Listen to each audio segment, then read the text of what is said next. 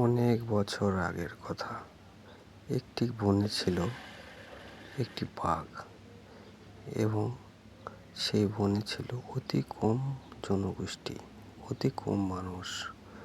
সেই বনে বাঘ এবং মানুষের প্রচুর পরিমাণে মারামারি হতো। মাঝে মাঝে অনেক মানুষকে বাঘটি খেয়ে ফেলত এবং মানুষও অনেক সময় বাঘকে শিকার করে নিত। তারা উভয়ে যেন এক লড়াইয়ের প্রতিযোগিতায় অংশগ্রহণ করেছে।